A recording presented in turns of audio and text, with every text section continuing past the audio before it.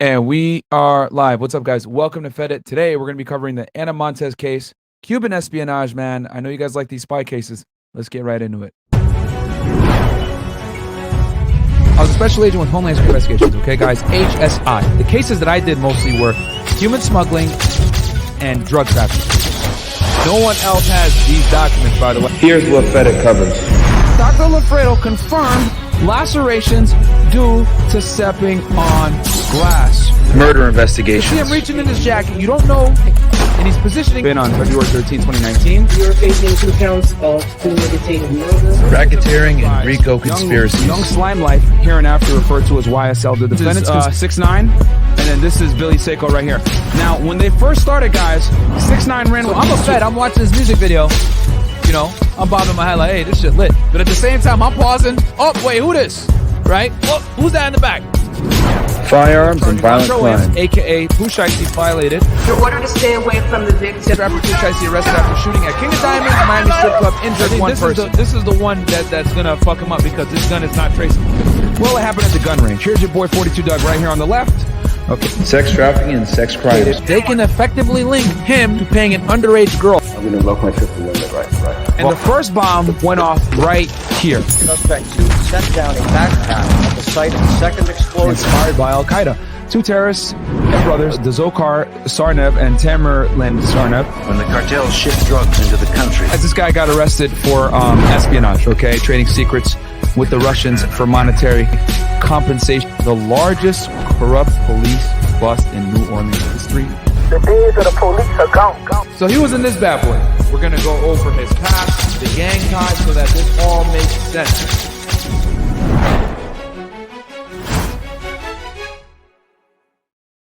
All right, and we are back. What's up, guys? Welcome to Fed It, man. I got my special guest with me. You guys have come to learn and love her at this point. Hello, it's me again, your favorite Venezuelan that can't speak English. I hate that nickname, by the way. Hi guys. As I've been saying before, I've been reading your comments on the latest videos, so keep it up with the cases. We are gonna do Ana Montes tonight, which is Cuban spy. Yes. And yeah, I don't know which one we're gonna do next, but I'll be keeping it up with your comments to see like which one is the best case for the next episode. Okay. Sorry, guys. I replugged in my soundboard because Chris's soundboard sucks. But yeah, man. Long story short, guys, we're gonna cover Ana Montes. This is a Cuban espionage case.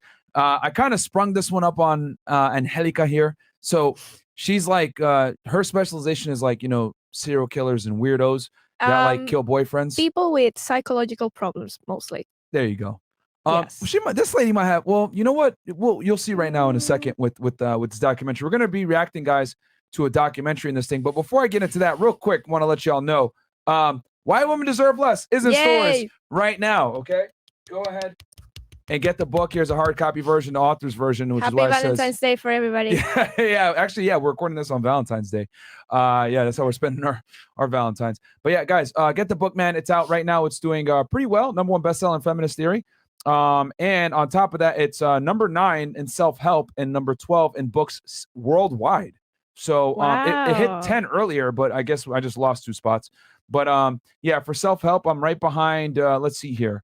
I beat out David Goggins and Robert Greene, and I think I beat out. Did I beat out Jordan Peterson? Yeah, I beat out Jordan Peterson too. Oh, I was gonna buy that book. Which one? 12 Rules for Life. Yes. Yeah, I love Jordan Peterson. Yeah, shout out to him. He's a G. But yeah, as you guys can see here, pretty much these are the books that are ahead. I'm trying to get back into that top 10. Well, this is for self-help, but this is for the self-help thing. But let's go back to top. Like these are all the bestseller books, period, right? So I'm number 12 right now, and that's not bad for first book ever, and not really, you know, having that much of an author background. But yeah, beat out a couple of other well-known books. But yeah, these are the top books right now as of technically it's January 15th at 2 in the morning. So, well, wait, no, 2:25 a.m. So yeah, guys, we're burning that midnight oil for y'all. Yeah. And then let's see here, and then obviously #1 in feminist theory, which is hilarious because I got #1 and #2. Okay, Don DeMarco myself. I didn't even realize that. And then this book right here, Hoe Tactics. I guess this is like my antagonist right here. You know, I'm teaching you how women deserve less, and over here they're teaching you how to be a 304 and get the most out of guys. So look, it's a battle of the sexes, man. But we're winning. Yeah, this book I think teaches you how to. Yeah, it says how to mind F a guy into whatever. So yeah, it is what it is. But yeah, guys, book is in stores now, man. Get it on Kindle and paperback. And then also I'm going to be releasing it on Audible very soon, probably next week while I'm in Dubai. We'll try to get it out there in Audible for you guys because Mo's editing it right now as we speak. And what else? And then I'll do a hardcover copy version of it soon. And then I'm also going to do signed ones with the hardcover. Okay, guys. So stay tuned for that. I got a bunch of messages from you guys saying, yo, I want a hardcover version. So that's going to come very soon. And I'll sign a couple of those. Do you think people had already read it? Yeah, a bunch of people have read it already. Already? Yeah, it's only quick. I mean, no, it's 86 pages. So it's short because women deserve less, right? Exactly. Yeah, exactly. I know. So yeah, and it got some good reviews. I got some haters, of course, right? You're always gonna have haters, but for the most part, 84 ratings, man. And it's at a 4.8 out of 5. So yeah, man, it's doing pretty well. Anyway, but guys, yeah, don't forget to like the video, subscribe to the channel. Now let's get into the documentary, right, with Ana Montes, guys. This is Declassified. This is a pretty good show. Yeah. Angie, anything you want to say before we get into it? Not really. All right. I'm just kind of like a little out of my zone of comfort here, but it's time to get out that comfort zone. Yeah. We're not going to talk about crazies. We're going to talk about traitors now. Yeah. You got to be diversified. I keep it up. All right, guys. Let's we're going to get into it right now with this documentary. Actually, real quick, before I even do the documentary, give you guys a little bit of background. Here is Ana Montes right here, okay? Ana Belén Montez, born February 28th, 1957, is a former American senior analyst at the Defense Intelligence Agency in the United States who spied on behalf of the Cuban government for 17 years, okay? So who is the DIA? This is who they are, guys. The Defense Intelligence Agency, a.k.a. the DIA, is an intelligence agency and combat support agency of the United States Department of Defense, specializing in defense and military intelligence. A component of the DoD and intelligence community, IC, DIA informs national, civilian, and defense policymakers about the military intentions and capabilities of foreign governments and non-state actors. It also provides intelligence assistance, integration, and coordination across uniform military service intelligence components, which remain structurally separate from the DIA. The agency's role encompasses the collection and analysis of military-related foreign, political, economic, industrial, geographic, and medical and health intelligence. DEI produces approximately 1/4 of all intelligence content that goes into the president's daily brief. So, guys, these dudes are pretty important and they're pretty big. They comprise, there's 13 plus intelligence agencies, right? And these guys comprise of 25%. So these guys are right next to the big boys of NSA and CIA, okay? And they specialize on the military side.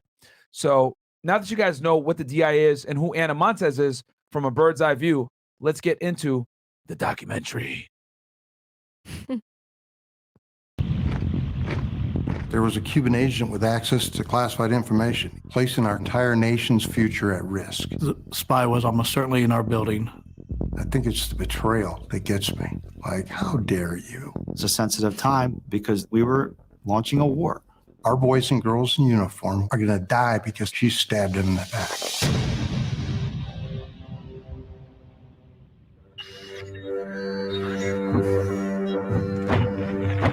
I'm going to skip this intro. And the thing I like about this, guys, is these are cases that were typically like classified or had some kind of secret components to them. And then they, with this documentary, because it's relatively new, I think this is what, from like 2021, or they declassify some of the content so that we can get a more insider look into how the investigation was done. So this is one thing I like about this show. Almost every nation in the world spies. That's a fact. And when it comes to our biggest threats, guys, it's the Chinese, the Russians, the Cubans, and surprisingly, guys, the Mossad as well. And I learned that from Andrew Bustamante. I think, guys, go back and watch the interview that I did with him on Fresh and Fit. He was a former CIA officer, and we talked about different intelligence capabilities of the different agencies, and he was of the different nations, excuse me.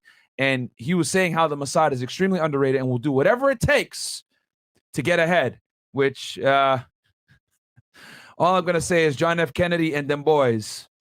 which I'm going to bring Ryan Dawson on, and we're going to talk about that. Okay, and then we're also speaking of them boys, stealing nuclear secrets, all documented fact, by the way. We're going to talk about that with Ryan Dawson as well. I look forward to that. It's going to be really cool, guys. But anyway, but without me getting into that, and then also France has a very capable intelligence agency, and this is kind of how the world works, guys. Ever since after World War II, you got to understand that it's been a battle of proxy wars, intelligence agencies stealing secrets, stealing nuclear secrets, stealing proliferation secrets, and just getting an edge on other countries, because waging all-out war isn't really something that's done in today's day and age. Now, of course, you got the Iraq war and what's going on in Ukraine or whatever, but these aren't full-fledged wars like World War I and World War II. Okay, the wars nowadays are far more covert. Most nations in the world spy against the United States. We are the #1 target. There are at least 70, give or take 10, nations spying on the U.S. If you were to believe there are probably in excess of 100,000 foreign agents working in this country, that's not paranoia. That's a good guess. My name's Chris Simmons. I was a career intelligence officer with the Defense Intelligence Agency, where I headed counterintelligence analysis for the Americas team. The Defense Intelligence Agency is the Pentagon's intelligence apparatus. DIA is focused on the national security structure of every nation in the world. And guys, the Pentagon, for all my foreign guys out there that might not know, the Pentagon is where basically the Department of Defense, aka the U.S. military, is headquartered at in the United States, out of Washington, D.C. It's got a lot of secrets, right? What was that? It's got like a lot of nation secrets in there, right? Oh yeah, of course, yeah. I mean, we're definitely gonna have classified information that they went and gathered on foreign nations to maintain the edge. That's what intelligence is basically just knowing more than the other places to put yourself in a good position for an advantage. The way we became engaged with this case, a woman who led part of the FBI investigation took the initiative to set up the meeting. The FBI explained. Okay, FBI guys, the FBI is the agency that is predominantly tasked with investigating any type of counterintelligence or espionage. Okay, so they do the criminal investigation portion anytime there's some type of espionage, treason, selling secrets, any of this stuff.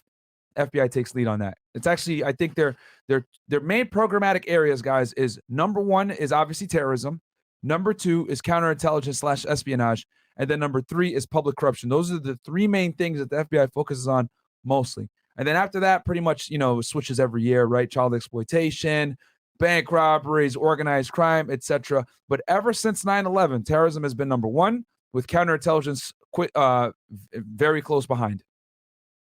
And that we've heard you and your team are the best there are on Cuban intelligence. And we are part of an FBI spy case that involved Cuba, which had been dragging on for 3 years. And we're frustrated. Can you help us? I was so concerned about the damage that this mole could have already inflicted and will continue to inflict that I immediately called Scott Carmichael. Scott Carmichael was head of our investigation side. I love being a spy hunter. I love the chase. Nothing would make me happier than for somebody to say, okay, so you guys can see here, Scott Carmichael, it says criminal investigator here at Defense Intelligence Agency, retired. More than likely, what he was something called Office of Inspector General, guys, or OIG. So he's not an FBI agent. He is a special agent that works under DIA that does more internal investigations. However, the FBI, guys, okay, is the main agency, and I'm going to go ahead and share screen with y'all real quick here. well, Scott, so you guys can kind of get an idea here, because we got a lot of foreign people here that may or may not know. All right, so the FBI is the domestic agency, intelligence security service of the United States, and its principal law enforcement agency, okay? Operating under the jurisdiction of the United States Department of Justice. Oh, hold on. Is this not showing on screen?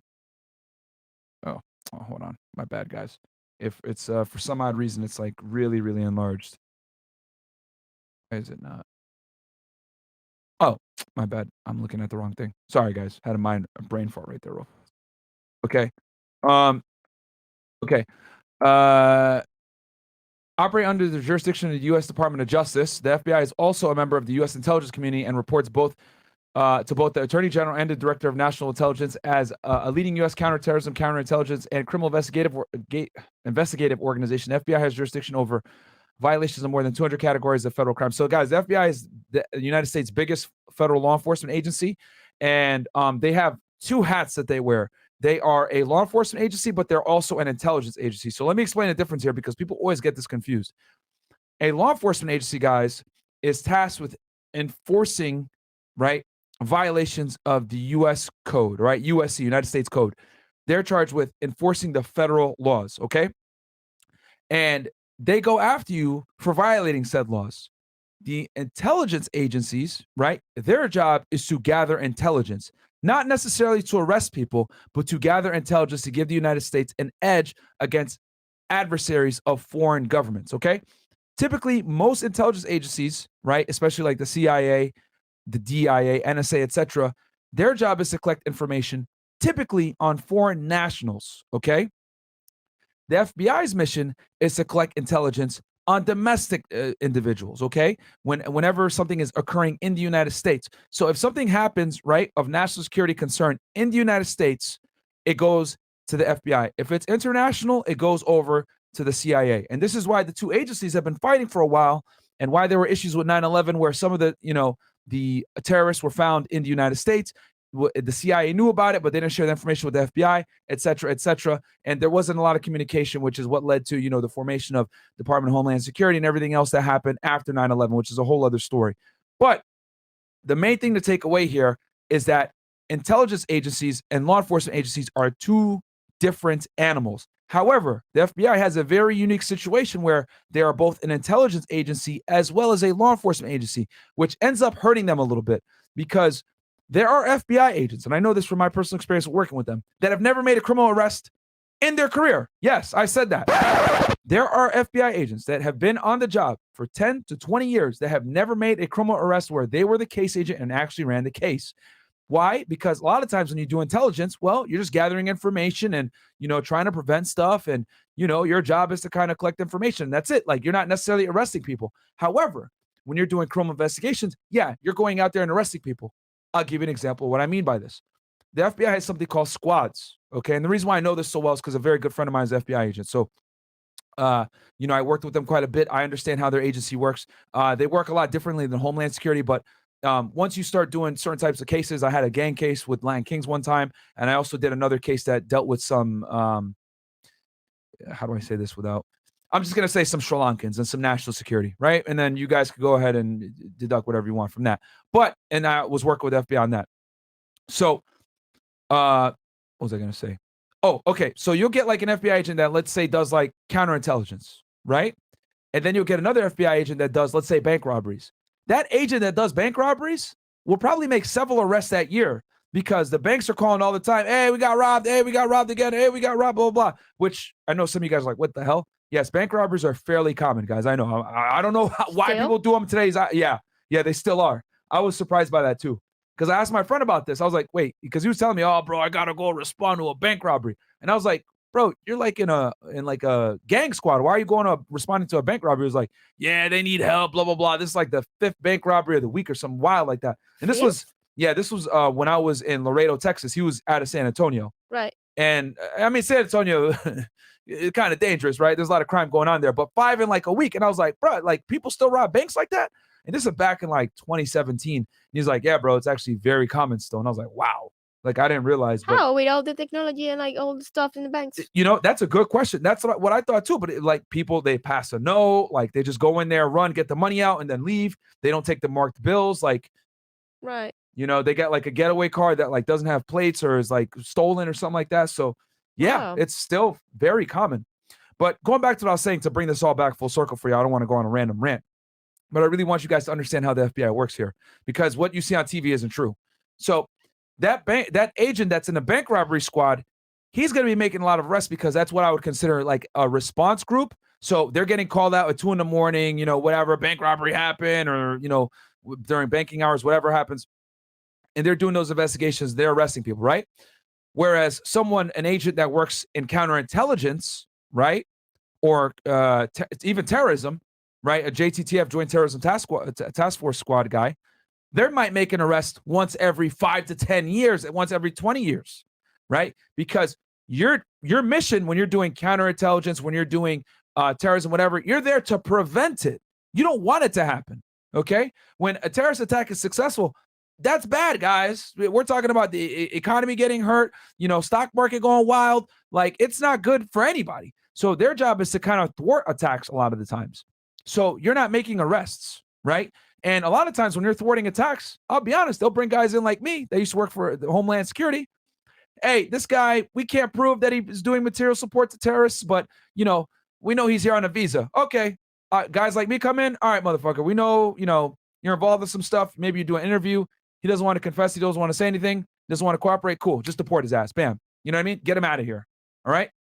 And that's how a lot of terrorism cases are actually conducted and stopped, guys, is a Homeland Security special agent will come in, right? Use that immigration authority, right? Do an interview, bring him in under immigration pretenses, do an interview. They don't want to talk. They don't want to cooperate. Identify other individuals. Kick them out. Bam. Give them with the big and crisis averted. Man, I'm getting kind of nervous. Yeah. What is that? Yeah, they're gonna kick you out too. But No. I'm just kidding. She's legally here, guys. So before you guys make all jokes. Yeah, I am. Yeah, she's here legally. But anyway, what was I gonna say? So and I say that, guys, to show you the vast difference, okay, in different types of FBI agents within the same agency. You got one guy kicking in doors and arresting people that are robbing banks, and then you got another guy that might not make an arrest for years. So this goes to that's kind of a microcosm of the bigger situation here, where the FBI is a criminal investigative agency while simultaneously being an intelligence agency, but both missions are very different, which is why the FBI can be fairly discombobulated at times, right? They're a big agency, but they have two different missions, and having two different missions a lot of times dilutes the focus of the agency's overall mission. Okay, so and yes, the CIA does not do criminal investigations, guys. That is the FBI that does that. The CIA does stuff overseas, the waterboarding and all that fun stuff. They ain't doing that here. Okay, The well, fun stuff. at least not to my knowledge. All right, let's get back to the documentary. But that was an overview of how the Bureau really works. Like the video, by the way. You guys are not going to get detailed information like that anywhere else, because quite frankly, none of these YouTubers have ever done a criminal case, let alone done a criminal case alongside the Bureau, knows how they work. No espionage is occurring. We've got these few tidbits of information. Can you help us out? You bet. I especially loved what are termed unsub investigations, unknown subject investigations. And those are investigations where you have good reason to believe that espionage is occurring. You have absolutely no idea who might be doing it. FBI was trying to identify a Cuban spy who was possibly in the DC area, and they knew a few tidbits of information about the spy, but they had no idea who this person was, where this person worked. Well, that's a problem, because what they were talking about is the possibility that there was a Cuban agent with access to classified information. And this is a problem, guys, because Cuba is a huge ally of who? Mother Russia. And as you guys know, we've had, issues with Russia for a very long time. I mean, most of the spies that we catch, a lot of the times, are typically from Russia or China, at least the most prolific ones. And vice versa. A lot of our spies get caught in their countries. Cuba does not pose a credible military threat to the United States. The real danger of Cuban intelligence operations is that the intelligence take is shared by Cuba with other countries. He shares information with Iran, China, Russia, even Venezuela, North Korea. Oh, your people. I knew Your people. I knew it. What makes Cuba important is that it's the world's biggest intelligence trafficker. And I say that in the context of the sale or barter of U.S. secrets is now one of the central engines of the Cuban economy.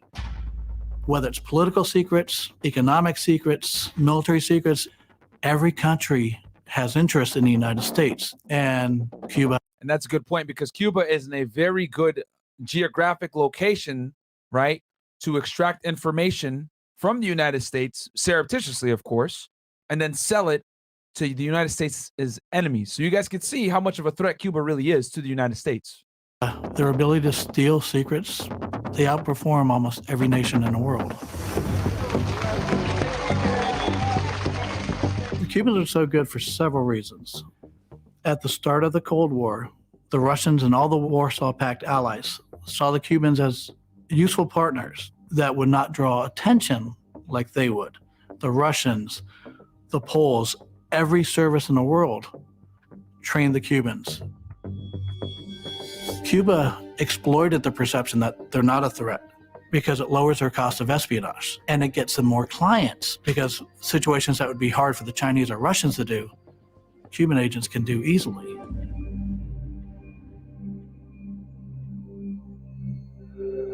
Building an unsub case is like putting a puzzle together. The challenge is you don't know what the puzzle looks like, and you don't know how many pieces there are. The FBI's case, they had 3 very distinct pieces of the puzzle. As they shared their puzzle pieces, turns out I had the 4th puzzle piece. That one piece of information fit perfectly into what they had just shared. And when we put it all together, I told them that the FBI is looking in the wrong place, because the unsub doing the 3 things you just shared, coupled with the 4th piece of the puzzle, there are probably 40 or 50 people that could do what your unsub can do. And in all likelihood is working. Okay, that's good. So they narrowed down the pool of potential suspects, which is huge, guys, in an unsub case, right? You're talking about, you know, how many people have classified information, right? Literally hundreds. How many have information that can compromise the United States? So whenever you're able to whittle down the list, that's half the game when you do these types of unsub cases, which is typically how most espionage cases begin. Within the confines of the Defense Intelligence Agency, even more narrowly, Spy was almost certainly in our building. What was the information that the FBI had? What did they show you? The information that our colleagues shared with us remains classified to this day.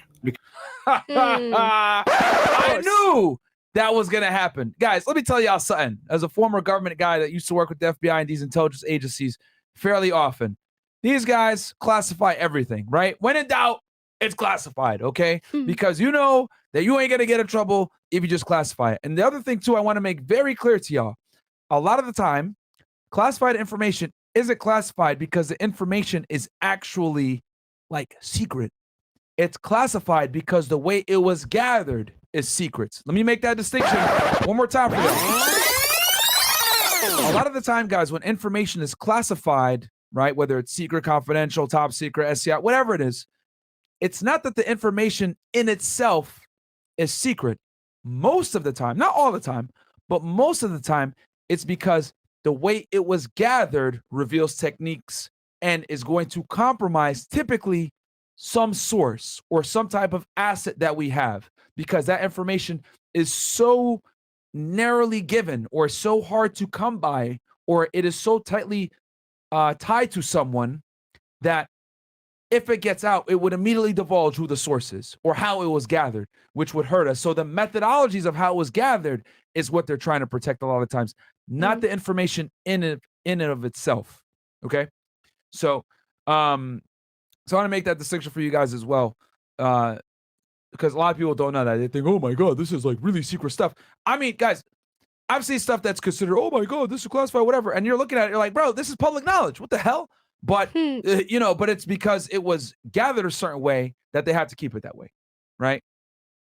Because it would. And the other thing, too, I want to say for y'all, too, as a guy that did criminal investigations versus like doing, you know, counterintelligence or these types of classified cases, they're very overrated, right? I don't want to be a jerk or anything or a party pooper, but the reality is you can't use classified information in criminal investigations. You can't, okay? Because anything that goes into a criminal case is discoverable. And things that are discoverable, guess what? They need to be declassified because before they could be discoverable, right? So if you're going to make a case criminal, you have to work through declassifying everything in the investigation to make sure, because you're going to have to give it to some defense attorney, right? He don't have a clearance. It's going to go to a judge. A lot of times they don't have clearances, right? Typically, the only people that have a clearance in the investigation is the case agent, sometimes the AUSA, right? If it's a national security case, typically the AUSA will have a clearance, but not all AUSAs have clearances.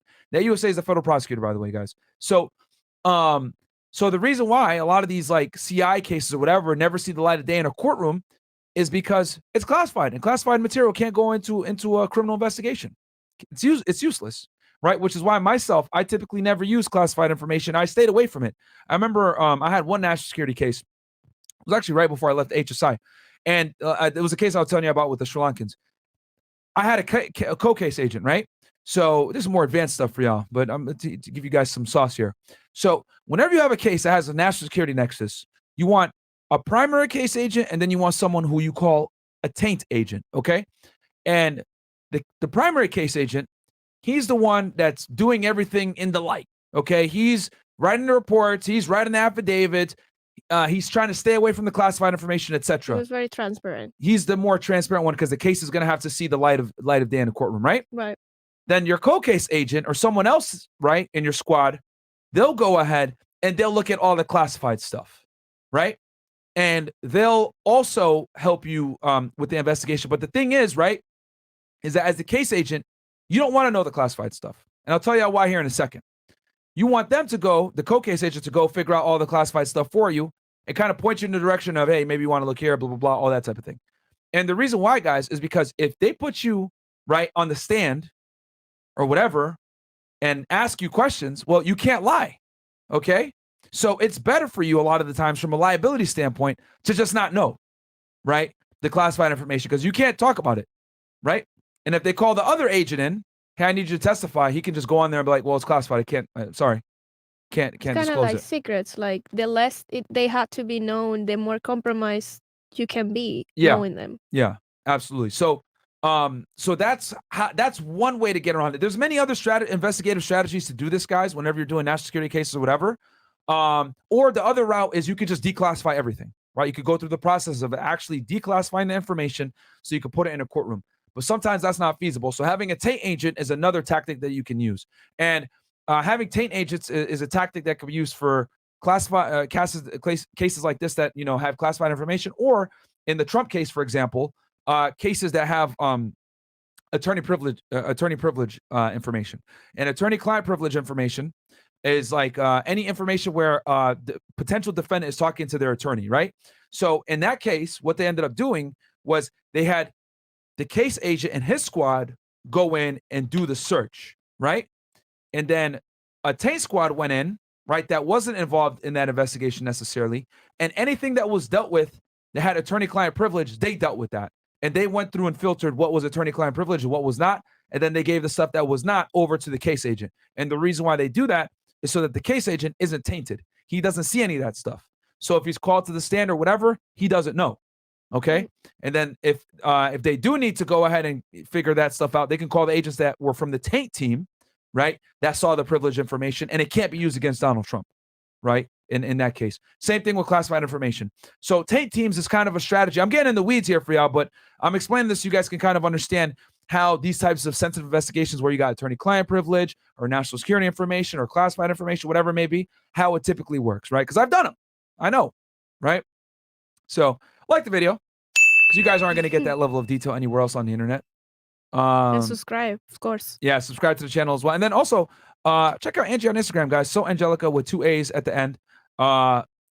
Yeah, that's So Angelica with 2 A's at the end, right? Yeah, it is. But please don't send dick pics or weird comments. I've been receiving like weird comments. Okay. Man, these people. Fair enough. You guys better not be simping. Get that book, Why Women Deserve Less. You better not be simping. All right? I'm going to roast you. All right, let's get back into it, guys. Reveal some of our methods that the Cubans aren't yet aware of. He said it for me. See, it wasn't the information that was classified in itself. It reveals the methodologies on how they gathered it. Some of the methods and systems that the DIA employs to collect information about other countries' activities are so sophisticated And that's why espionage is so dangerous, because if you tell other countries, hey, the United States is able to do this, they will then guard against that. And of course, that degrades our ability to collect information that our warfighters need in the event that they go to war with some country. That's the problem. For most of the years that I worked for DIA, I was the senior counterintelligence investigator. So if anybody was engaging in espionage in the agency on my watch, that was an affront to me. I hate that. I think it's the betrayal that gets me. Like, how dare you? One investigative lead that the FBI had was that the spy in question had traveled to the naval station at Guantanamo, Cuba, during a specific time frame. That was the best investigative lead. I knew that people who travel to Gitmo require permission to do so, and they submit their request for permission by message. All right, real quick, guys, just so you guys know what Guantanamo Bay is, because some of you guys might be like, what the hell is Guantanamo Bay? Guantanamo Bay, and they've been talking about closing this place down forever, and it's still open. I remember Obama campaigned saying that. But here's Guantanamo Bay, guys. The Guantanamo Bay detention camp is a United States military prison located within Guantanamo Bay Naval Base, also referred to as Guantanamo, Gitmo, and Gitmo on the coast of Guantanamo Bay in Cuba. Of the roughly 780 people detained there since January 2002 when the military prison first opened after the September 11th attacks, 737 have been transferred elsewhere, 34 remain there, and 9 have died while in custody. Okay, this is a very controversial prison. 60 Minutes Australia did a whole take on Guantanamo Bay, but they don't want to say it, bro, but this is where they basically hold terrorists. All right, straight up, this is where they hold terrorists. The guy that orchestrated the 9/11 attacks, KSM Khalid Sheikh Mohammed, this guy right here. Okay, and at this point 9/11 is burned into my head because I did so much research for it. And I'm aware of obviously the official story and the unofficial story. But this guy right here, Khalid Sheikh Mohammed, also known as 50 other pseudonyms. Sheikh Mohammed, yep, is a Pakistani Islamist militant held by the United States at the Guantanamo Bay detention camp under terrorism charges. He was named as the principal architect of 9/11 attacks in the 9/11 Commission report. He's often referred to by his initials KSM. And also, speaking of him, this is his nephew right here, Ramzi Youssef, okay, who was responsible for the 1993 World Trade Center bombings, okay? And this is his nephew. Oh, I remember that case. Oh, you remember this one? Yeah. We can do that. So, I already did it. Oh, you did it? Oh, I did this one, yeah. So, it was a good case, though. Very interesting case. I saw the movie, too. It was very good. It's really good. Yeah. And don't worry, guys. I know some of y'all are like, well, 9/11 was an inside job, blah, blah, blah. I will say this. I watched Dawson's take on it, and he has a more holistic view on it because a lot of these other conspiracy theorists, 9/11 people, didn't cover a very big part of 9/11. And all I'm going to say is them boys definitely had some involvement, but as well as these terrorists as well. But I will do that probably on Rumble with him, and we're going to cover 9/11 from top to bottom, guys, top to bottom. And I'm very aware of the official narrative and the unofficial narrative. And I know Ryan Dawson's perspective as well, which I think is probably one of the best ones because he covers everything, to include, from the terrorism side to the controlled demolition side to that side, if you know what I'm saying. We're on YouTube. I can't say it. Andrew, you know what I'm talking about, though. Yeah. So, yeah. But that's what Guantanamo Bay is, guys. And it's searchable by keyword. Episode coming soon on Rumble with Ryan Dawson. We're organizing it right now. We're going to cover everything for y'all from JFK to nuclear secrets being stolen by. Man, you should get Fetty on Rumble, I'm telling you. And then also 9/11. It only took me. Yeah, we probably should do Fetty on Rumble at some point. Moments to submit my query, and the system produced a hit file, a list of messages, about 100 of them that matched the parameters of my search. And so I started hitting my function key very quickly just to see if I would recognize names. And the 20th one,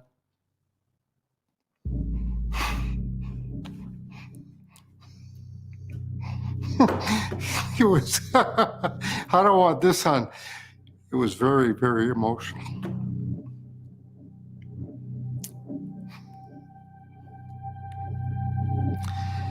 The moment I saw her name, I knew.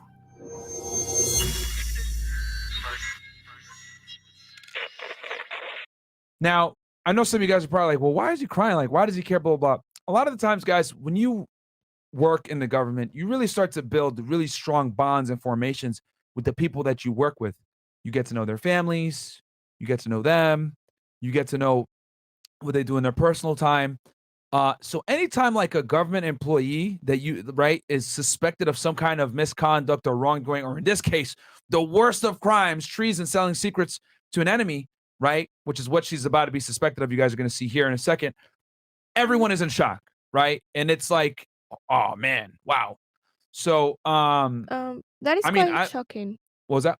It's quite shocking though, because on the documentary that I was watching on the way here, they said that this guy said that Ana Montes was very reserved.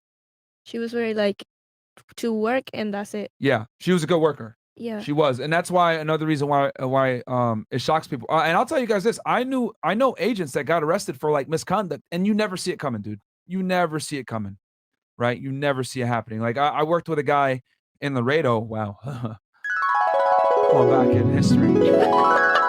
I worked with a guy in Laredo who's a good guy, man. You can actually, I won't say his name for now, but either way, he ended up getting arrested later on. It's all public information. You can literally look it up. He ended up getting arrested for stealing people's identities to gamble. He had a gambling problem. And what? I was shocked. Yeah. Yeah, the guy was gamble? He had a gambling problem. Yeah. Yeah, so the guy was former Border Patrol, worked for North Carolina Sheriff's Office, right? And Sheriff's Office out in North Carolina. He ended up becoming an HSI special agent, right? So he had been on law enforcement for like 10 or 15 years, got on the job with us. And next thing I know, right, when I'm here in Miami as an agent, I find out that he gets arrested by the FBI for like stealing dead people's identities. And he dead people's identities, yeah. Dead people. Yeah. What? And the reason why he did that was so that he can open credit lines on their names to get money to gamble. Yeah. Crazy. Wow. Crazy. I was literally shocked. I was like, what I spent hours with this dude. We used to he used to help me with my cases. I remember we used to go and respond at 2, 3 o'clock in the morning. Anytime there was a case, he helped me with like, because I was he helped me with writing reports. That was like when I was a brand new agent. Was a work partner, like, yeah, he taught me a lot. So right, because he was a task force officer at the time, and then he ended up becoming a special agent after I went to Miami. So it was because he was a task force officer with Border Patrol working for HSI. Then he became an agent when I went to Miami, and then I heard that he got jammed up like 4 years later after a year, like 2 or 3 years after I left. So that's crazy. What a coincidence. People will say that this girl, it was the same. Like nobody will imagine that she was a spy. Yeah. And I know, because like some people might say like, oh yeah, this is all for a show or whatever. No, guys, it really does hit deep sometimes. Like you think you know someone, and then you spend hours with this individual. You meet their family. You go to the barbecues. You hang out with them. You get to know them. You know their children. Your kids go to school together.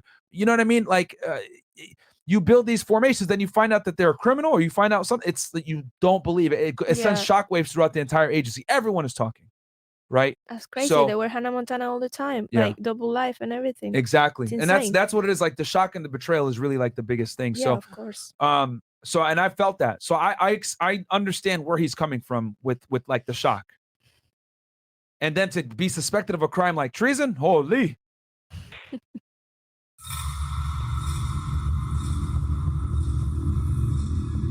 That second I saw her name. And this woman was a hard worker. You guys are going to see her in a second, which is what caused even more shock. She wasn't like a bum. You know what I mean? She wasn't a slug.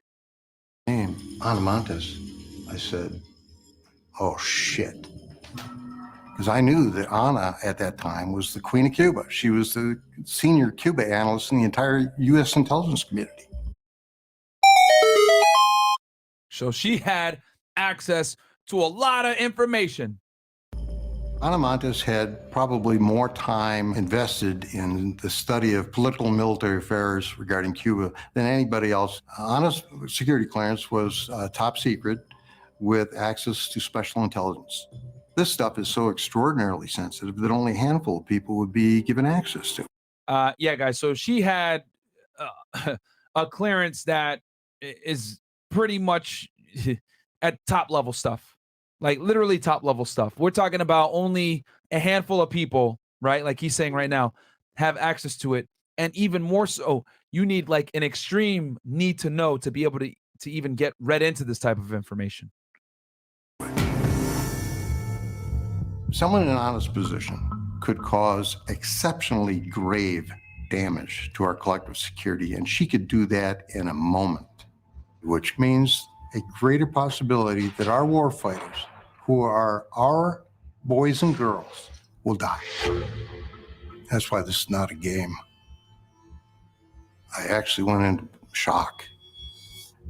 And remember, guys, DIA is responsible for military intelligence. So he's not kidding around when he says that there's grave consequences when you're releasing information like this, because it literally releases where positions might be held, where bases might be, covert operations that are occurring. Like, this is very bad, okay? Very, very bad. And it compromises U.S. soldiers abroad.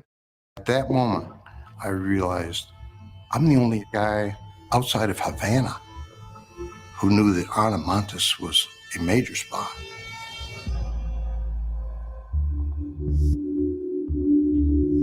Now, this was not the first time that I had seen Ana Montes' name.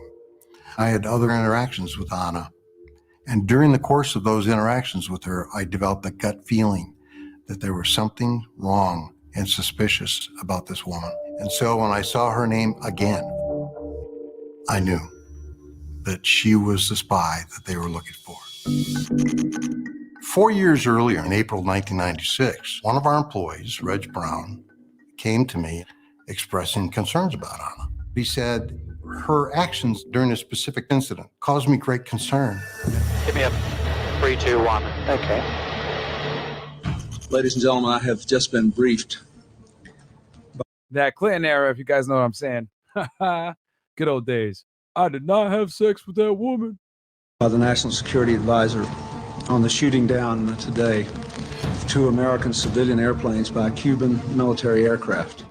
On the 24th of February, 1996, the Cuban military shot down 2 aircraft operated by a Cuban immigrant group. It's called Brothers to the Rescue. 2 civilian aircraft piloted by a total of 3 American citizens were shot down in international airspace by Cuban MiGs. Do you have relatives? My son, our son, was in one of the airplanes. That was the murder of 3 American citizens. Now, in response to the shoot down, the United States government scrambled to figure out what had happened and how we might respond. One of the first people that the Pentagon called in as an expert to advise them was Ana Montes. Well, that's not good. You're about to have a spy brief the president of the top brass? Bombocad! In that circumstance, when the Pentagon calls you in, you must stay in place until you are dismissed. Doesn't matter how long. If you're in there for 2 months, you stay there until our senior military leaders no longer have a need for your expertise. Reg Brown called the Pentagon shortly after 8 p.m. that night just to ask Ana a question, but she left. And he thought, well, that's odd. Reg thought that her actions in leaving the Pentagon early was suspicious. Yeah, she ran out of there and gave those secrets right to the Cubans, guys. That's how deep espionage can run sometimes, guys, and that's why there's such serious punishments for it. Literally, this woman is briefing people that could influence world wars. The president, his team, terrible. And these are some of the the level of reach and circumstance that can come into play when you're dealing with a spy that has a lot of access and a high security clearance, and is a subject matter expert in the place that they're stationed in and selling secrets from.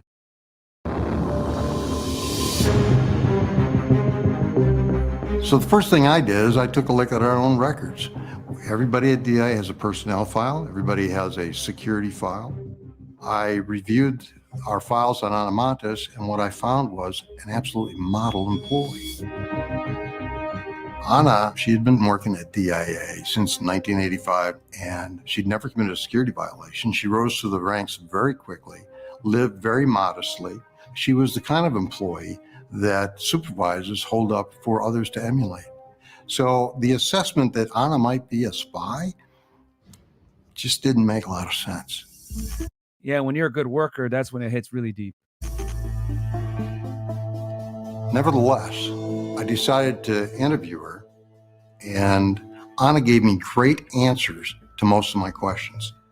But then when I started questioning her about... So guys, just so you know, more than likely, this interview was one of these like administrative voluntary interviews, which honestly happens quite a bit anytime like there's some potential misconduct, and it's their way of kind of like fishing for information before like opening a full-fledged criminal investigation, which is where the FBI came in.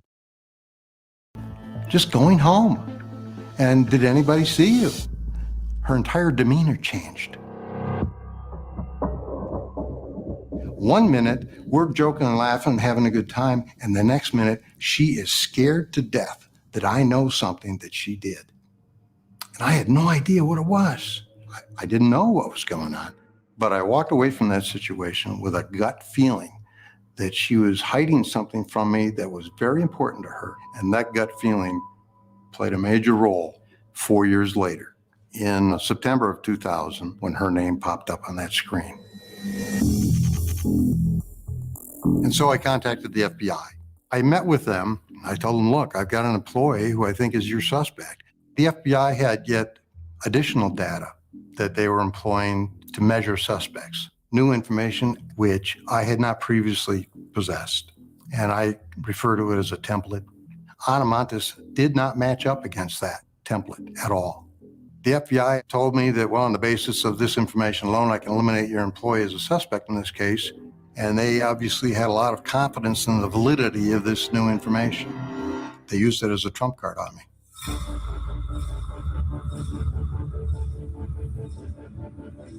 From the time I left the meeting until the time I took the elevator ride downstairs and I found myself literally out on the curb, I knew that Ana was at work 3 miles south in our headquarters building. I could just picture her in my mind's eye, because that woman was in my building, pulling this crap on my watch, placing our entire nation's future. Yeah, as an OIG guy, like it's kind of embarrassing to have someone in the building that's kind of like under your jurisdiction for any type of administrative or even criminal conduct doing this stuff. At risk. She was going to get the hell out of there. Now, I needed the FBI to be able to make that happen. So what I did, I said... And the reason for that, guys, is because the FBI is the lead agency when it comes to terrorism and counterintelligence. If he tried to bring this case over to the U.S. Attorney's Office, aka the federal prosecutors, they would probably tell him, like, why isn't the FBI on this? And they probably wouldn't take his case seriously, because OIGs, guys, typically 9 out of 10 times do admin or very low-level criminal type investigations on employees. You know, your basic false statements. You get a DUI and they got to jam you up with like 30 days on the beach or something. But very rarely do they do any type of sexy criminal cases on their own. They almost always have to include another agency because their authorities are very limited. We are going to persuade the FBI that Ana Montes was. And a lot of the time, the AUSA won't even take a case from you if it's something that's like another agency's main mission, if that makes sense. So U.S. Attorney's Office doesn't take OIG seriously because they don't bring that many cases a year in general. The spy that they were looking for. And I realized that I had to attack the trump card.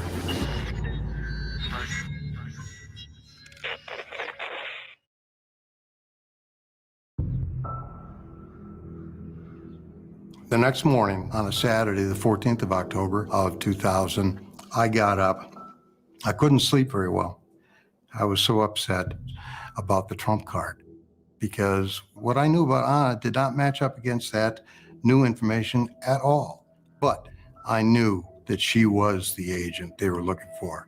It was her. I never doubted my intuition.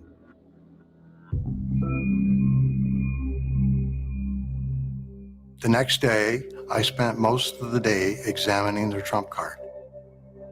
And I discovered something.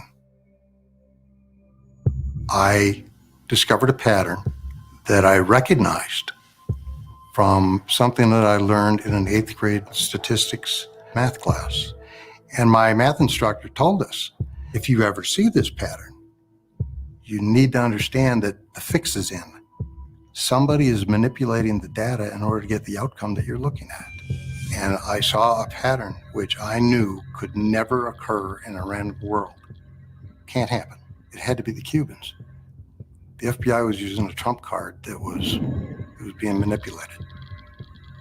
They didn't know it. And so at that moment, I realized that I had cracked the trump card. I wrote up an 8-page memo, and the next morning, I faxed that 8-page memo to the FBI.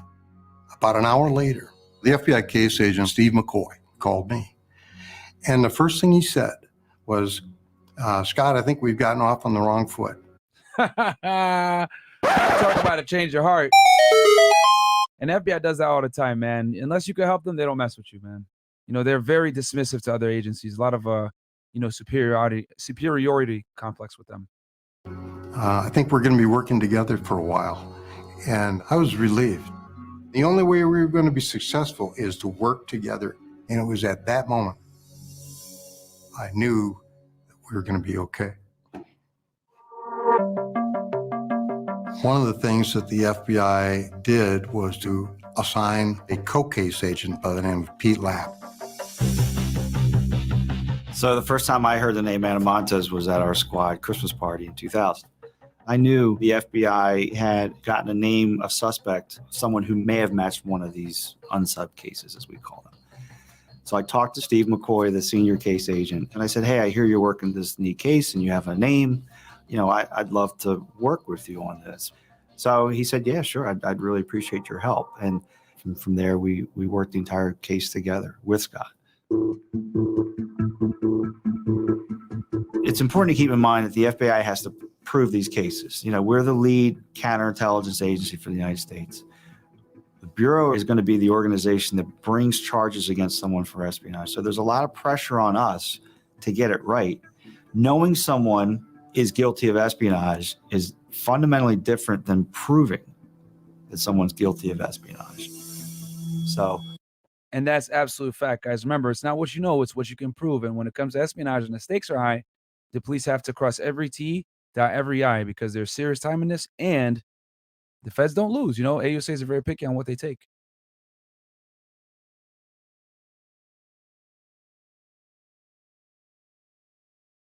Let's validate Scott's claim that she's an agent of a foreign power, and in fact, who we're looking for. And then let's try or catch her in the act of committing espionage. National security letters are hugely important tools for the FBI. So a national security letter is a letter that's issued by the FBI that compels financial institutions, credit institutions, telephone companies to relinquish critical information. And once Montez is identified as a suspect, we opened a full investigation on her. It allowed us the opportunity to use national security letters. We had very sensitive intelligence that told us that the unknown subject had purchased a specific brand, make, and model computer at a specific period of time in 1996 from a store in Alexandria. No further information. Through national security letters, I identified Ana's line of credit. And from that, we knew that Ana had made a purchase to CompUSA back in October of 1996. This is insane. So in April 2001, we served a national security letter at CompUSA and asked them, could we identify a specific purchase made here in October of 1996? And they said, we keep records that far back behind the store, and we only keep them for about 5 years. This was April of 2001. The records were almost destroyed. So we pulled out boxes, and about 20 minutes after we started, assistant manager for CompUSA said, is this what you're looking for? And in fact, it was the purchase that Ana made in true name for the computer that we could prove that the Cubans tasked her to purchase back in October of 1996. Bombshell evidence. This sales receipt for this computer purchase proved that she was in fact the spy. So from April of 2001, I had no doubts that she was a Cuban spy. The question was she currently spying? And could we catch her in the act of committing espionage?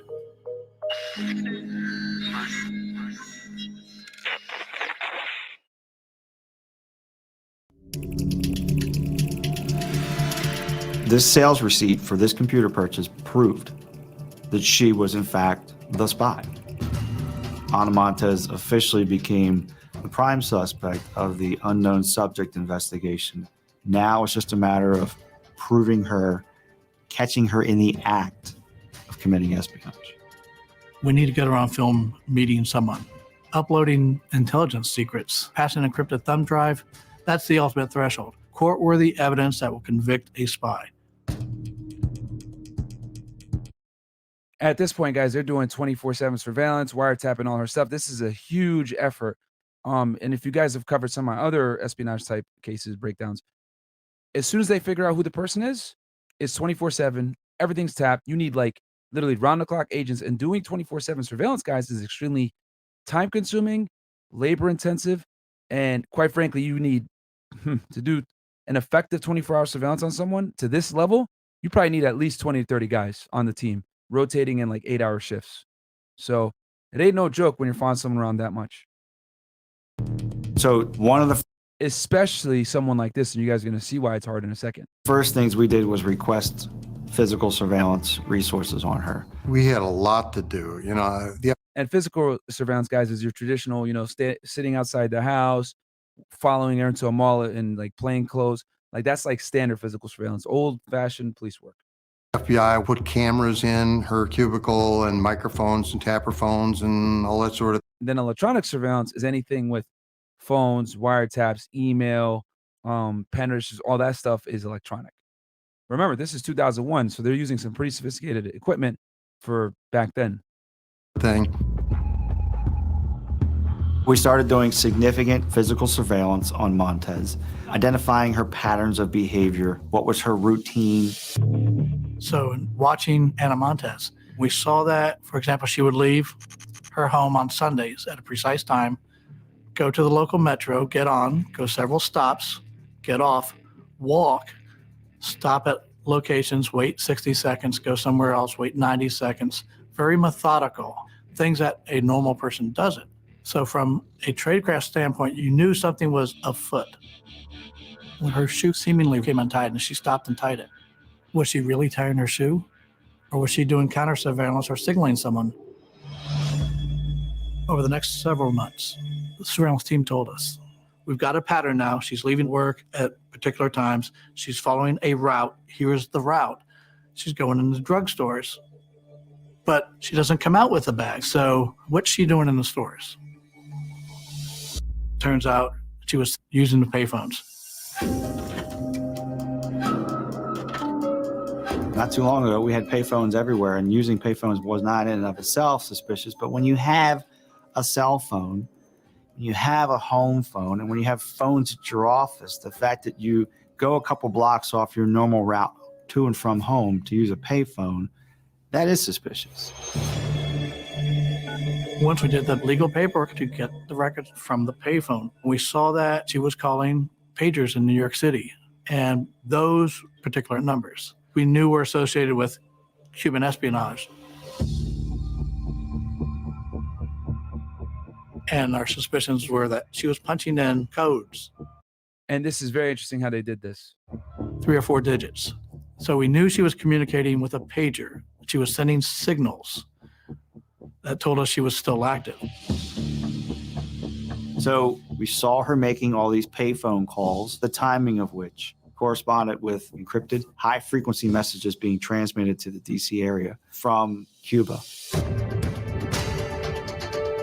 Even before Montez was identified as a suspect, we knew that the Cubans were communicating to their agents via high-frequency messages that would have been picked up using a shortwave radio.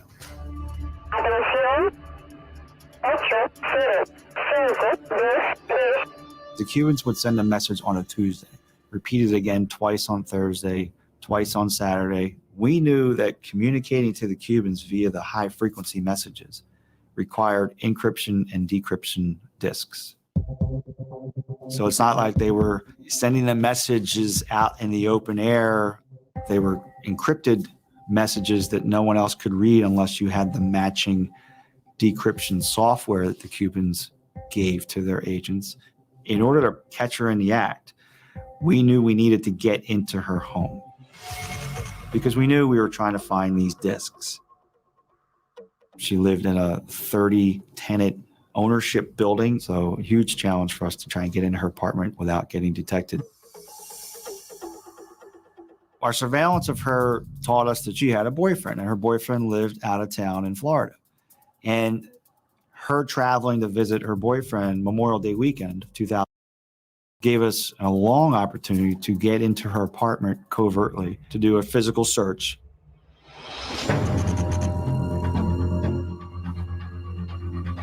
So when we went into her apartment, I was absolutely nervous. It was hot.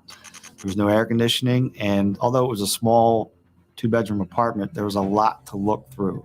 You know, the risk of getting caught doing this is tremendous. And that's the last thing you want to do is compromise the investigation by someone coming home too early or someone, you know, watering the plants when you didn't plan on them doing that. We started searching her apartment. And first thing we found was the Sony shortwave radio in its box, out in the open, underneath an open window. Gotcha, bitch! And then we found the Toshiba laptop computer that the Cubans had tasked her to purchase. Holy. So our God. computer experts made a copy of the computer, a hard drive, so that we could forensically analyze it and see what was on it. But she wasn't that careful, though. So Ana Montes, you know, as she And you're going to see how long she had been doing it. had received and sent reports out to the Cubans, had tried to delete what was on her computer, but in the deleted space of her computer, we found almost 11 pages of single-spaced text in English and Spanish. And in that text, we found national defense information that Montez gave to the Cubans that was classified. Shit. Bomba card! That was a hugely successful covert search. But we had not found the discs. If we could find the discs that the Cubans had given her, we'd be able to read her encrypted messages while she was getting them and hopefully then know what the messages were between her and the And that, guys, requires something called a Title III intercept to get anything real time. This is when you're wiretapping phones, when you're putting bugs in houses. It requires quite a bit of probable cause. You have to outline, you know, in specific detail why you need to actively monitor whatever their communication or bugging their home real time. And, you know, a lot of times they're going to say, well, evidence can get destroyed. For me to get intimate information like this, I need to be able to bug their home. So Title III affidavits are no joke. I did one myself for a drug investigation, and I'll tell you guys, it was about 75 pages. You need more probable cause to get a Title III on someone than to actually arrest them. It's insane, at least on the federal level. Cubans.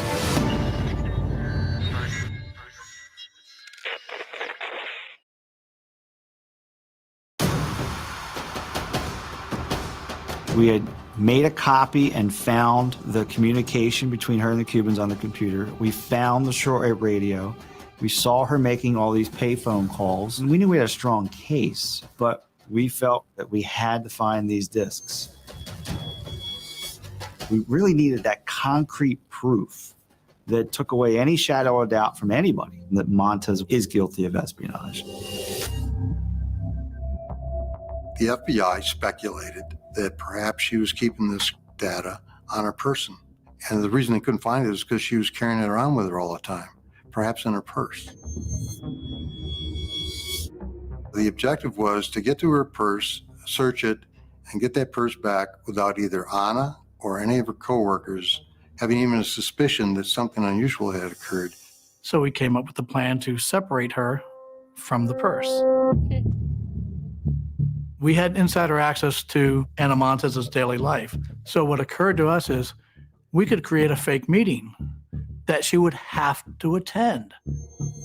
We gave her a major speaking assignment, which meant that she would be visible to everybody. And psychologically, it just wouldn't look good for her to have a purse sitting on top of her materials. So we scheduled that briefing for 9 o'clock in the morning because we wanted to make sure that Ana had had time to settle in at work by 8 o'clock to put her purse into a drawer so she would just secure it. And you guys will notice this is actually a very common tactic in counter-espionage investigations where they'll get the employee and they'll either promote them to some fake position or they'll make a fake meeting or they'll bug their office or put like, try to get them to do certain things while in the workspace to allow opportunities for investigative furtherance. So this is another one of those situations, because fortunately for them, when she's at work, you can kind of control the scenarios. And she did. All the attendees were at the meeting, prepared to do a good hour and a half discussion of this very important issue. Once the door was closed, the FBI technical team, under the guise of being a maintenance crew, went into her cubicle in the surrounding area to do routine maintenance on the facilities and had access to her purse. So while she was at the meeting, we had a very short period of time to go through her purse, looking for the discs.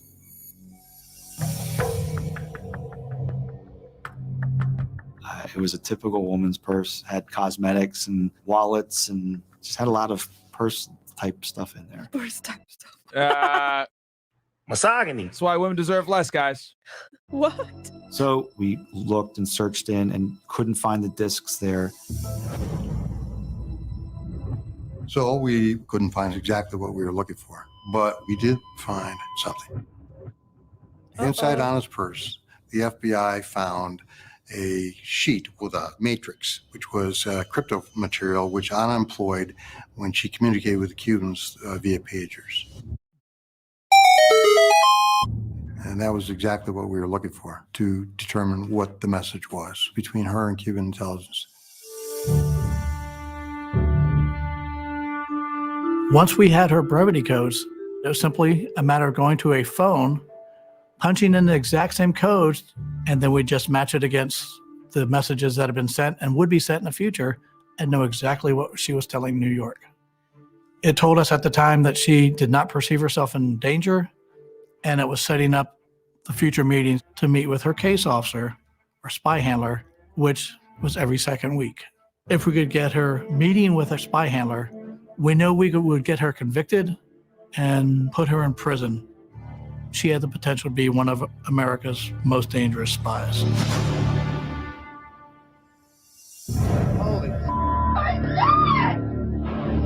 And then this happened.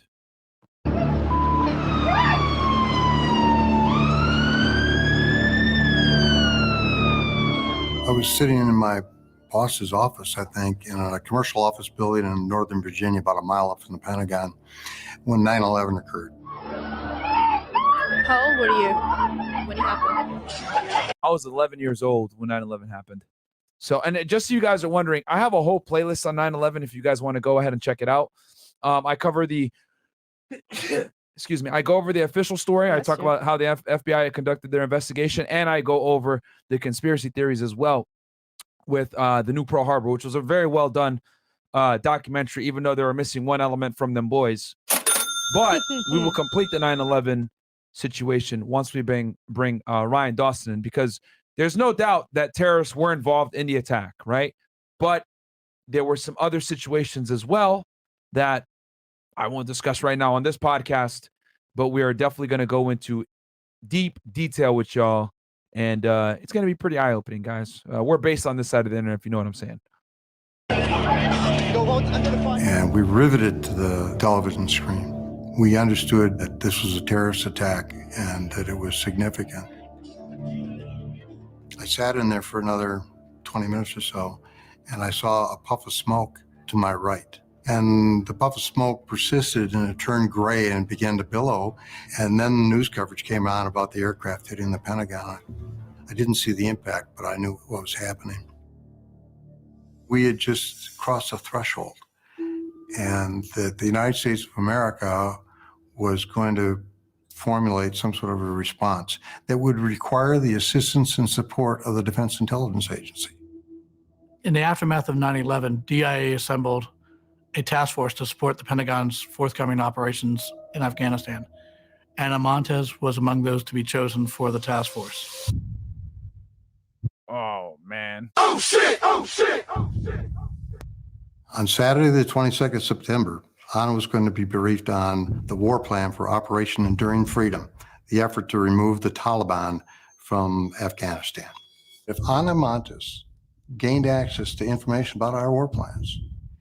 She could give it to the Cubans, who in turn would be happy to trade that information or to simply share that information with our adversaries, possibly including the Taliban. In that event, all of our plans that we executed during Operation Enduring Freedom would have been known to the enemy. I knew that our investigation with Ana was coming to an end.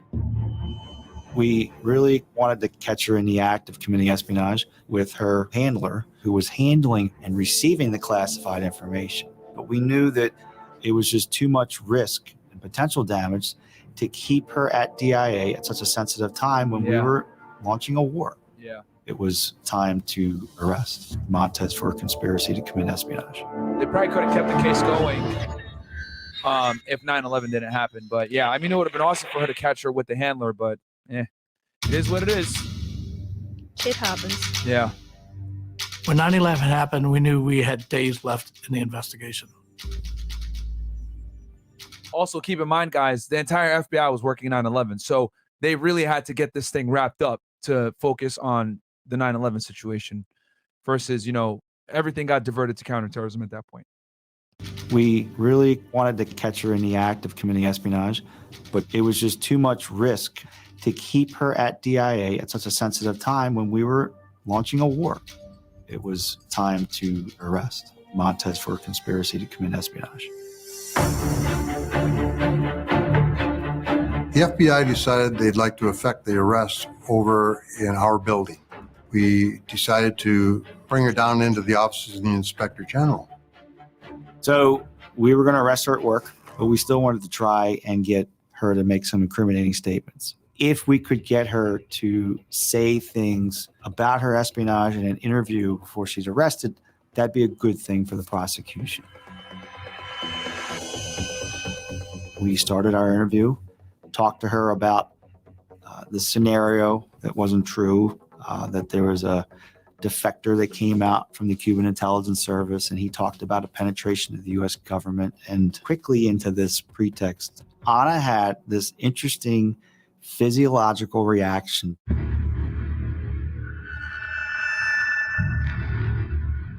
And it was this rash that immediately broke out, and they were on the side of her neck that was facing me. I could only see them.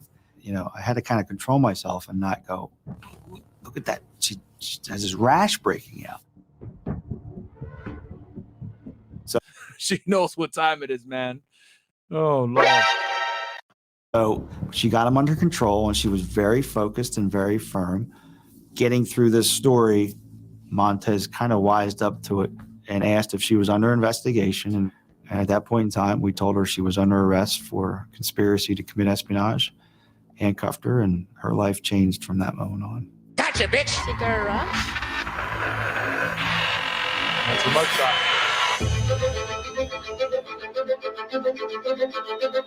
Pete came out of the conference room with Ana. She was in handcuffs, and I saw them walking down the corridor, if you will, towards me. She was almost standing in front of me, and she never looked at me. I doubt that she had any real idea as to what role I might have played in her capture. Yeah, he was the one that actually brought the focus back on her, so shout out to him. The FBI doubted him, but he got it.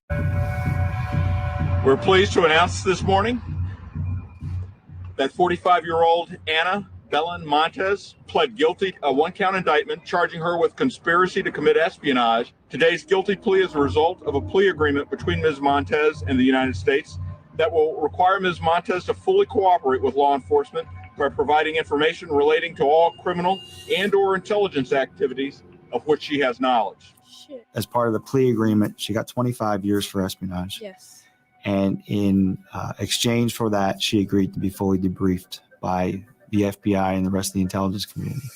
So that means the CIA came in there, DIA people came in there, everybody came in there to ask questions. So, that because normally, guys, for a charge like this, you can get life and or death, right? A life sentence and or like the death penalty. So for her to get 25 years was pretty good given the crime. She was debriefed for about 7 months.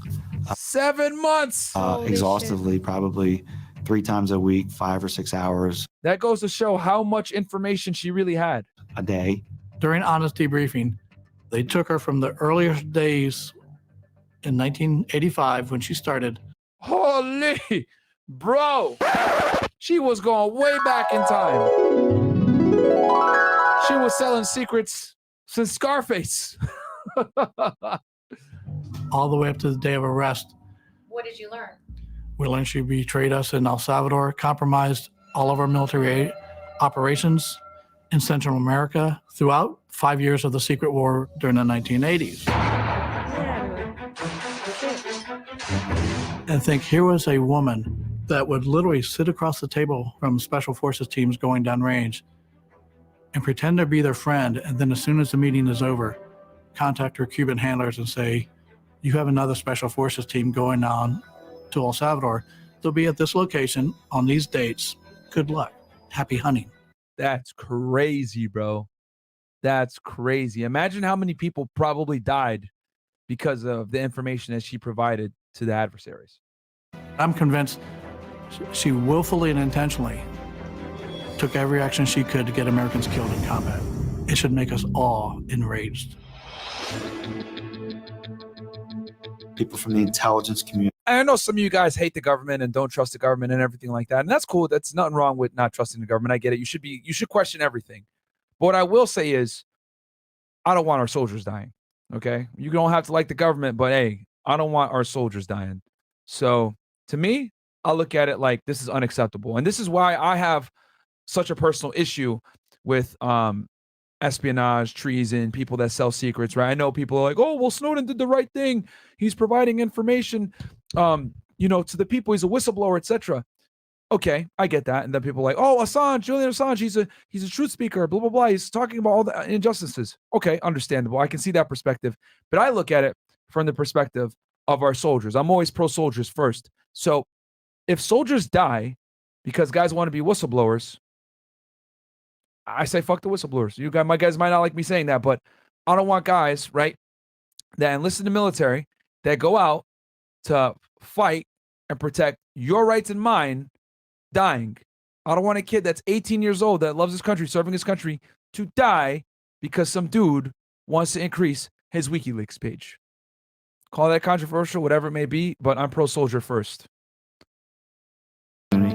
Every individual that she met from the U.S. government, if they were going to Cuba covertly, she identified who they were and what their true mission was versus what their stated mission was. A lot of the information she shared will remain classified to the American public.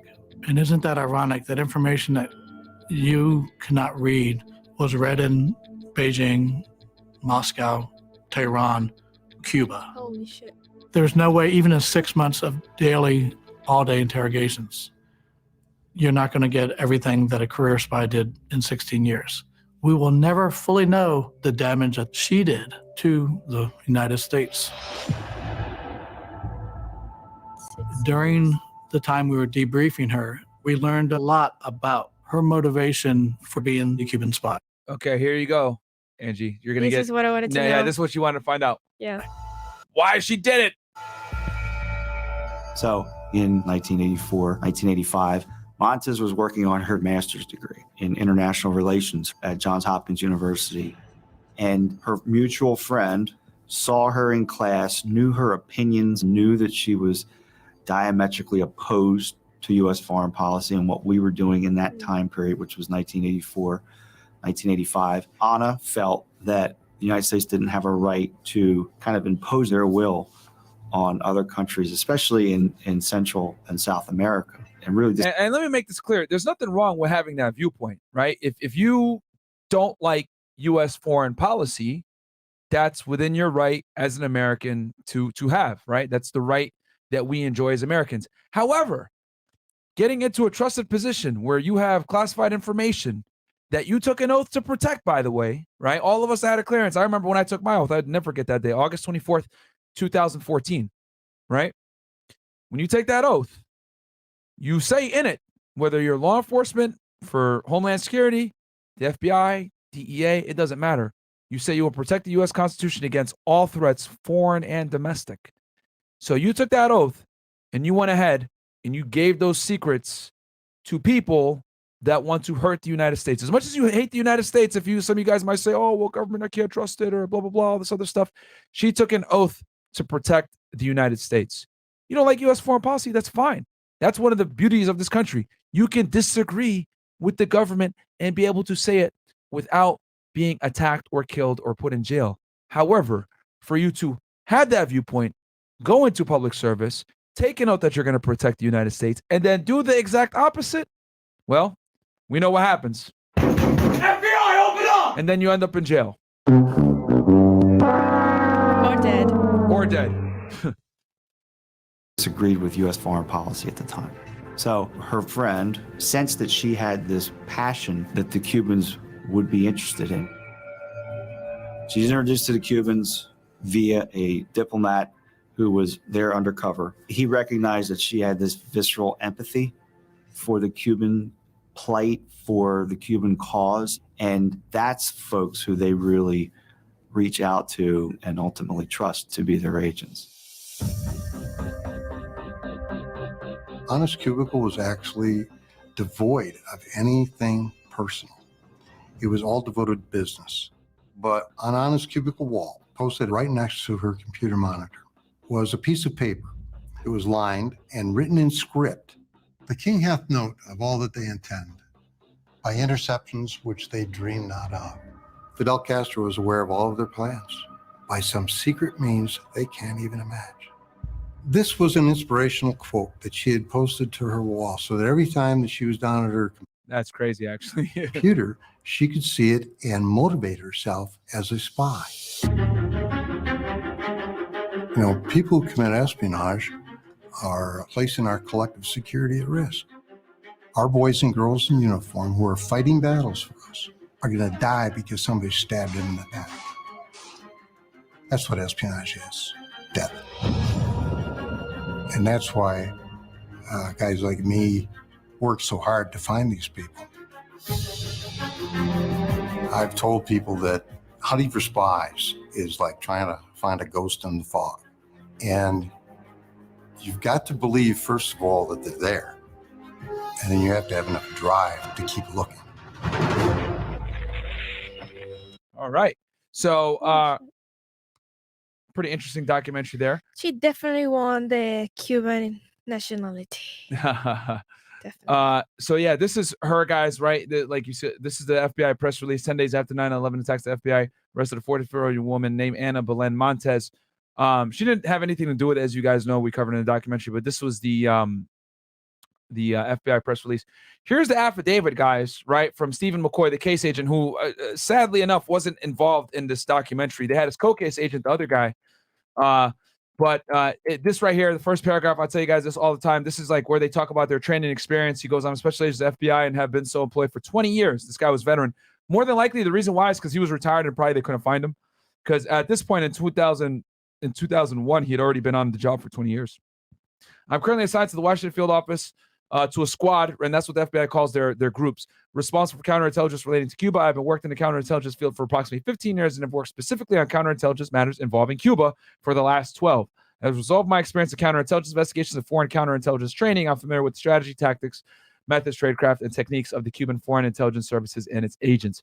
And then he goes into, you know, what he wants to search, right? Then he gives the background. Ana Belén is a United States citizen born in Nuremberg, Germany, blah, blah, blah. And then he goes into all the facts here, okay? And, right, and this is all the probable cause, which you guys kind of heard throughout the documentary, so I won't bore you with the details. But this is what a criminal complaint looks like. And a criminal complaint, guys, you filed affidavit, right? Which this is what the affidavit is.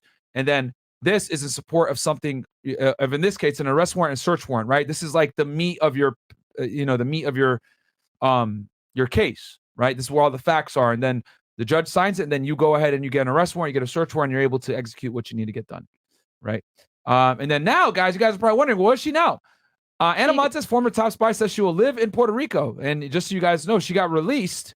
January 8th. She was released on January 6th, 2023. Okay. Having been released, she will be monitored, including her internet usage, for 5 years. Montes will not be allowed to contact foreign agents or work for the U.S. government without permission.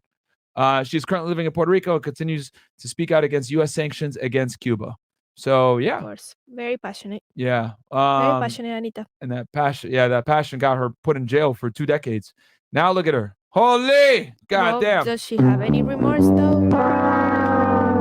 Probably I'd like to not. know that.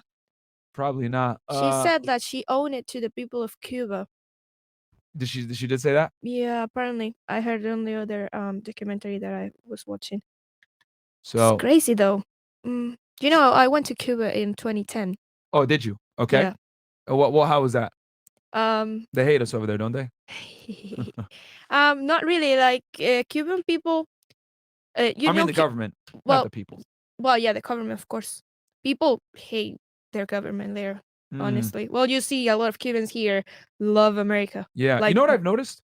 The Cubans that hate America a lot of the time, or sorry, that love America are like capitalists. Like they were like entrepreneurs and high earners in Cuba, and they came here so that they can like pursue the dream. But like a lot of people that love Cuba, because there's a good amount of people that actually love Cuba, right? We in America, we kind of like put a lot of propaganda like Cuba's a terrible country and people hate Cuba and they're so poor and terrible. Cuba guys, I don't know if y'all noticed, they have one of the best medical care in the world. Yeah. I didn't know that. Yeah. I actually like went and looked it up and I was like, wow, like they have some of the best facilities. And they have universal health care, which is like rare. You look at like a country like Canada, their healthcare is trash. Best doctors as well. You know? There are a lot of doctors, Cuban doctors in Venezuela. Yeah. Loads. Yeah. Yeah, they have the best medicine. Yeah, for sure. And it's one of the, definitely one of the best. Like it's comparable to American healthcare, guys. You know, but what I've noticed with Cuba, right, especially being here in Miami, you might not know this, like being in other places in the country, but with Cuba is big here. It's of course, a lot of them out here. With Cuba, like what I noticed is like the people that were super successful that made a lot of money in Cuba, they didn't like Cuba because the government took everything from them. But the people that were like middle class, lower class, etc., they like it. It's like, okay, I could chill. The government takes care of us. It's all good. Hey, you know. So it's hey, Pablo, it's gonna be all good. Kind of like Venezuela, kind of. Yeah. But yeah, y'all are much worse. Yeah, of course. But it's well, your government just steals from you guys like all day, and they don't even care. I don't no comment. But Okay. yeah, yeah, they're very similar, and most of them hate the government. Yeah. That's what I noticed going there. It is a lot of Santeria too, and yeah, Cuba is crazy. It's like the first thing and the main thing that I noticed is that it's like the whole country is stuck in the 80s. Like the Cuba? buildings, you'll see the buildings, the Okay. cars, everything. But do they do that for like historical value though? No, I Like- think it's just like they never like, I don't know what to say. They But just like, never progressed? Yeah. Okay. Because like Miami, right? Like you know how we have a bunch of these like stupid rules where like they can't knock down certain buildings, like these Yeah. old buildings on Miami Beach, like they got to And keep them no matter how downtown, there are crappy they loads- are. And Miami, downtown Miami has a lot. Like they're trying to preserve the historical value. Is that like what it is in Cuba, or they just don't want to do it? I think they just can't because of the economy and all that stuff. Economic situation. Yeah. Okay, fair enough. Fair Yeah. enough.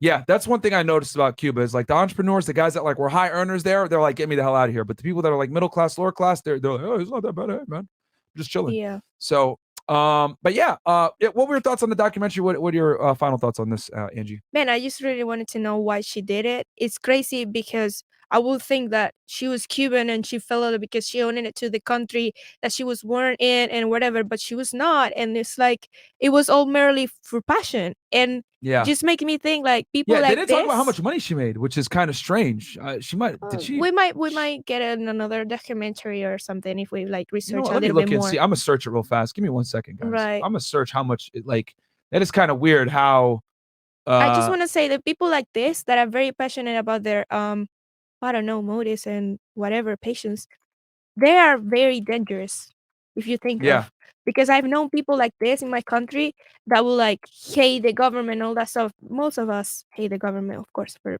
like very obvious reasons. But you'll meet a lot of people like that they are very passionate about the hate or like on another. I don't know, man. It's like crazy. It's like they're dangerous, very dangerous, because they can get to do things like this, and they can Yeah, I get think kill a she's lot of people 65. just because of fucking information. It's insane. Yeah, I can't even find it. How much she made? I don't think She had to have gotten paid that must something. Be, that but must be classified as well. yeah, that might be. Yeah, I guess so. But yeah, I can't find it anywhere. But I mean, all the other spies, I know how much they made. So she might have not made that much. She might have just really been doing this because she like stupid. But whatever. If she was just getting it from Cuba, I don't think she made that much. When you mentioned that, I was like, did she really make that Yeah, much? they though? gonna pay you big bucks. They gave her a commission for selling it to the Like, Russians.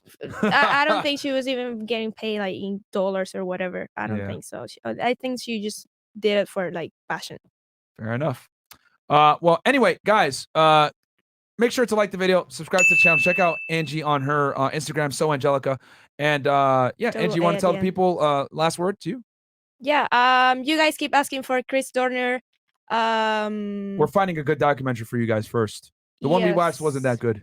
The Green River Killer. Yeah. Although there are some cases that I want to like research a little bit more because I have some cases that I have studied from the past. We should do Green River next. You think? For them, yeah. We can do that. A lot of people have been asking for Lorena Bobbitt, John Bobbitt. I don't know much about that case, so I'll have to research it.